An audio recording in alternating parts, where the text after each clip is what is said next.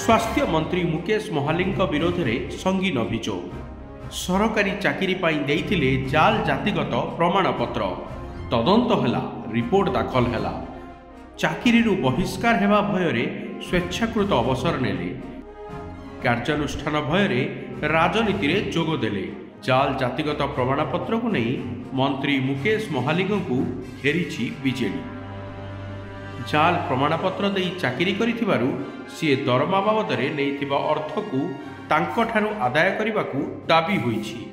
एहा सह तांकु मंत्रिमंडल बहिष्कार करने को दाबी करिछि बीजेडी। एटी प्रश्न उठे जदि केउटर लोकों को अनुसूचित जाति रे 2002 मसीह सामिल करागला ताले श्री महाली पूर्वर अनुसूचित जातिर बोली प्रमाणपत्र दाखल करथिले।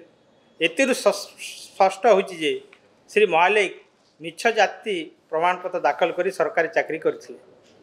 श्री महाली विरोध में आरडीसी निकट अभियोग हेबा परे यार तदंत करी रिपोर्ट दाखल पाई विभागीय अधिकारी को निर्देश दिए। विभागीय अधिकारी रिपोर्ट दाखल करी सारी सुधा राज्य सरकार चापरे आरडीसी कार्यानुष्ठान होना तेणु जड़े मिथ्या जातिगत प्रमाणपत्र दे सरकारी चाकरी हासिल करिथिबा श्री महाली को तुरंत मंत्रिमंडल इस्तीफा दियंतु अथवा मुख्यमंत्री तांको तुरंत मंत्रिमंडल बहिष्कार करंतु बोली आमे बिजु जनता दल दाबी करूछु। मिछ प्रमाणपत्र सत विवाद मंत्री मुकेश महाली स्कूल ले पढ़िला बेले और 1999 मसीह सरकारी चाकरी जोग देवा बेले निज जाति केउट दर्शाई एथिपाई से अनुसूचित जाति प्रमाणपत्र देइछंती। तेबे भारत सरकार 2002 रे केउट वर्गर लोकों को अनुसूचित जाति मान्यता देइछंती।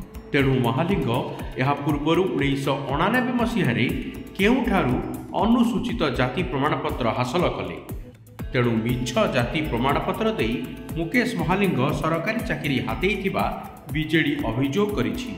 एने रिपोर्ट दाखल करा जाइथिले भी राज्य सरकार चापरे आरडीसी कार्यानुष्ठान नेउनाहांती। तेणु तुरंत मुकेश महाली को मंत्रिमंडल बहिष्कार करने को दाबी हेउछि।